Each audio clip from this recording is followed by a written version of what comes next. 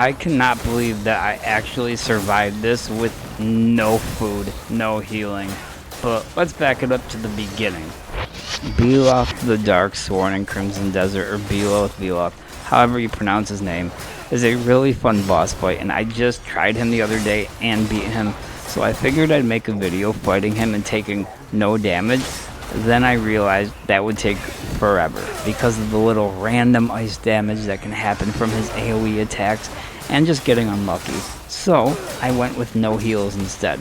I originally tried to fight him without 15 ice resistance on my gear, but that is just too obnoxious. It's annoying. You get frozen in place due to the cold.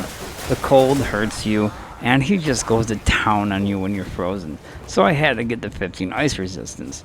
This boss is a little different than the other bosses if you try to do it with no healing, and you try to use stab quite frequently. Most bosses you can stab really at any time and it will interrupt their attacks.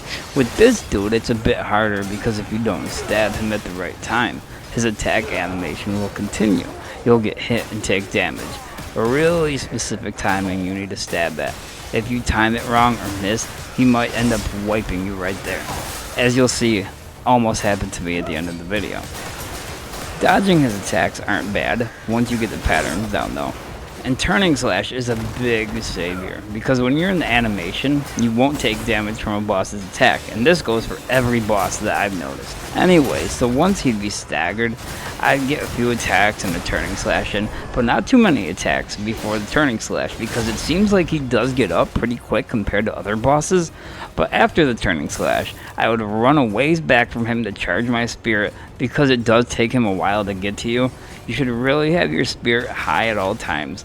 If you think you're gonna get hit, use your turning slash on him because then you won't take damage.